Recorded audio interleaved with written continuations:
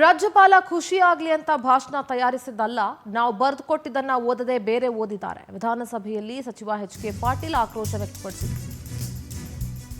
ರಾಜ್ಯಪಾಲರ ಖುಷಿಯಾಗ್ಲಿ ಅಂತ ನಾವು ಭಾಷಣ ತಯಾರಿಸಿಲ್ಲ, ನಾವು ಬರ್ಕೊಟ್ಟಿರೋದನ್ನ ಬಿಟ್ಟು ಬೇರೆ ಓದಿದ್ದಾರೆ. ಸಂವಿಧಾನದ 176(1) ಸೆಕ್ಷನ್ ಪ್ರಕಾರ ಉಲ್ಲಂಘಿಸಿದ್ದಾರೆ. ಯಾವುದೇ ಕಾರಣಕ್ಕೂ ಇದನ್ನ ಸಹಿಸೋಕೆ ಸಾಧ್ಯವಿಲ್ಲ. ಏನ್ ಮಾಡ್ತೀವಿ ಅಂತ ಗವರ್ನರ್ ಮೂಲಕ ತಿಳಿಸ್ತೀವಿ. ಗವರ್ನರ್ ವಿರುದ್ಧ ಎಚ್.ಕೆ. ಪಾಟೀಲ್ ತೀವ್ರ ಅಸಮಾಧಾನ ವ್ಯಕ್ತಪಡಿಸಿದರು.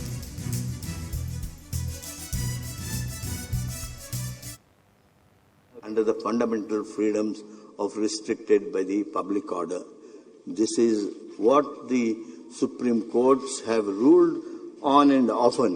ಇಷ್ಟು ಹೇಳಿ ನಾನು ಸಂವಿಧಾನ, ಸುಪ್ರೀಂ ಕೋರ್ಟು, ಹೈಕೋರ್ಟು, ನಮ್ಮ ನಡೆ ಇವೆಲ್ಲವುಗಳನ್ನು ಗಮನಕ್ಕೆ ತಂದು ರಾಜ್ಯಪಾಲರನ್ನ ಪಕ್ಷದ ವ್ಯಕ್ತಿಯನ್ನು ಹಾಗೆ ಡಿಫೆಂಡ್ ಮಾಡ್ತಕ್ಕಂಥದ್ದು, ಸಂವಿಧಾನವನ್ನು ಧಿಕ್ಕರಿಸಿ ಮಾತನಾಡುವಂಥದ್ದು, ಯಾವುದೋ ಒಂದು ಘಟನೆಯನ್ನು ಈ ಸದನದಲ್ಲಿ ಆಗಿದ್ದನ್ನು ಅದಕ್ಕೆ ಈಗಾಗಲೇ ತಾವು ನಿಮ್ಮದೇ ಆಗಿರ್ತಕ್ಕಂಥ ವ್ಯಥೆಯನ್ನು, ನೋವನ್ನು, ಕ್ಷಮೆಯನ್ನು ಯಾಚಿಸಿ ಮುಗಿದು ಹೋಗಿದೆ. ಅದು ನಿಮ್ಮೆದುರಿಗೇನೆ ಹೇಳ್ತಾರೆ. Not A old thing.